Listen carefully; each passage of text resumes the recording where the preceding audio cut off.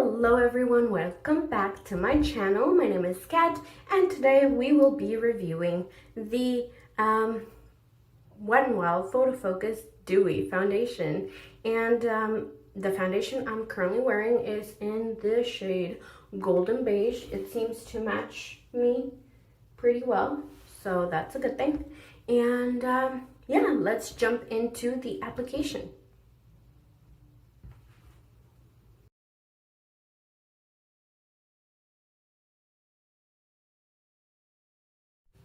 Okay, so this is the application portion of the Wet n Wild Photo Focus Dewy Finish foundation. For me, my shade is Golden Beige right now, and it actually matches me pretty well. So I do a swipe on the forehead, a couple of swipes on the cheek, I turn it around, more swiping, couple of swipes on, ooh, that was a lot. Okay, and then one on the chin. I think that's good enough. And as I've said before, I like to go in with a foundation brush and then a beauty sponge. So let's go.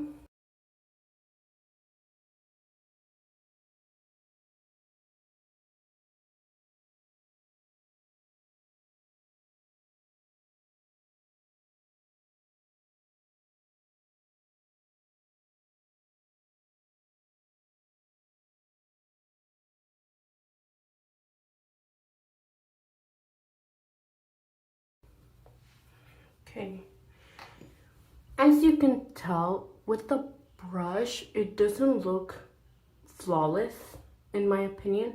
I have foundations that look better when applied with a brush. So we're gonna take the beauty sponge and I'm gonna take the bigger rounder side and I'm gonna just dab it in.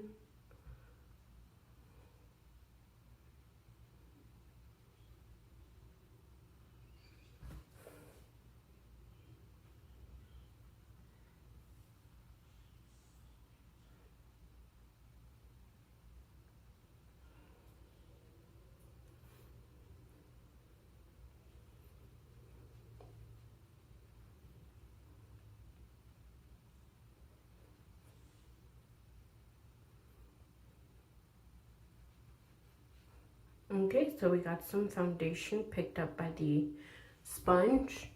This is what it looks like. It looks better than right after the application with the brush. It's still not my favorite. I don't like the way it sits on the skin. But as per usual, I am going to powder my face to set this in place and we'll move on from there.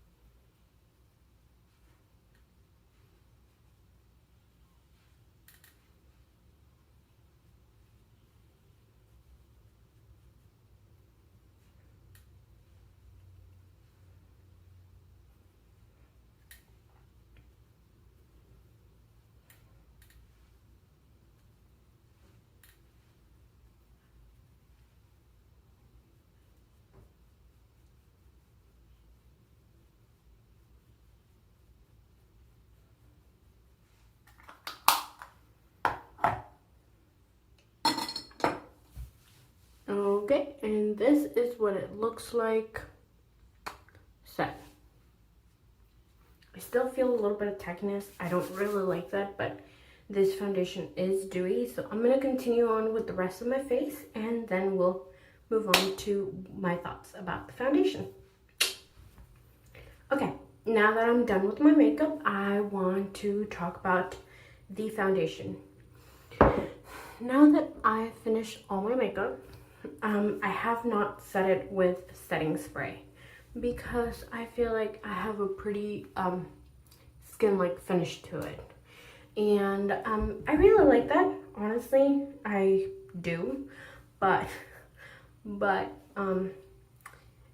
this foundation is not my favorite foundation. I think out of all the days that I've worn it, because like I've said before, I do not like making first impressions reviews on foundations because you change your mind, like me right now. Whenever I first wore this foundation, I absolutely hated it. It was, it's not that it didn't have good coverage because it has pretty decent coverage. I would say a medium-high coverage, not necessarily high coverage, because honestly, I don't think all of us need high coverage, but this one's pretty good. It also builds up really, really nicely. I have built it up before, but I like this medium coverage that it gives. It's really easy to work with if you like using a blending sponge. If you like using brushes or prefer using brushes, I don't think this does well with a brush. I really don't. It does keep the coverage there, but it doesn't, it leaves streak marks on your face, and it leaves prickly marks on your face whenever you buff or stipple the brush. So that's a thing that you might want to consider. You will have to change your mode of application for this foundation if you like using brushes. Now, for my review on it, I think it's a good foundation for what it is. The price, it does have a scent to it, and I do smell it throughout the day, but that is just me. If you're not sensitive to smells, I don't think this will affect you very much. Let's say you can wear a the Physicians Formula makeup. All of their stuff is pretty fragranced. So if you can wear that without an issue, you can definitely wear this. It doesn't smell bad. It has a very pleasant, perfumey, florally scent. But aside from that, nothing bad. It has good coverage, like I said. So for $5, maybe even less, this is amazing. This is really good. Is it my favorite foundation? Not really, with the exception of today. Today, I did something a little bit different. Instead of using a mattifying primer on my T-zone, I used, and a hydrating primer on the rest of my face, I used a mattifying primer everywhere and pore filling in the T-zone. I honestly think that this has helped it look so much better than with any of the other ways that I've tried this foundation, because I've tried it with an only hydrating primer, I've tried it with an only pore filling primer, I've tried it with no primer. So I believe that no primer or mattifying primer on the T-zone, everywhere on your face, is gonna be the best way to wear this foundation. If you put a hydrating primer underneath it, unless you have very dry skin, I don't recommend it. As well as I do not recommend this foundation for people with dry skin. Why, you may ask? Well, that's because it clings to dry patches. For some reason, here in my eyebrows, between my eyebrows, I'm having a couple of bumpies there. I'm not sure what they are. They're not pimples, so I'm trying to treat them. That right there. When I first tried this foundation, it clung to that like if it didn't, it was gonna die. So I can tell you right now, this is the best this foundation has looked with my skin so far. Is it my favorite? No, I have other favorite foundations that I really do like, but they are pricier than this is from the drugstore. Now, if you want something comparable to this or the original one, and you don't care about it being cruelty free, I would say go with the Maybelline Fit Me. It's $2 more expensive and it's a great foundation. And Maybelline also has sales occasionally, so you can get, you know, one and buy one get one 50% off, or even buy one get one free, which is often the case with Wet n Wild. But like I said, this for the price is really good. If you don't care about things being cruelty free, go with the Maybelline Fit Me. If you want a dupe for the Maybelline Fit Me, whether it be the dewy or the matte one, go for this one. This one and the original one. Really good foundations, in my opinion, for the price. I would still, in my opinion, prefer the Fit Me, but since it is not cruelty free, I cannot advocate for it. I will instead use this one as a replacement for that. But again, which I feel like I'm sounding like a broken record, I prefer other foundations. For the price, this is good. Will I repurchase it? Probably not. Will I use it until I finish it? Yes, because I spent my money on it. And that's, I think, the biggest kicker here. How much money you're willing to spend, how good you're wanting things to look, and how much you're willing to work for it. So it's a moderate foundation to work with.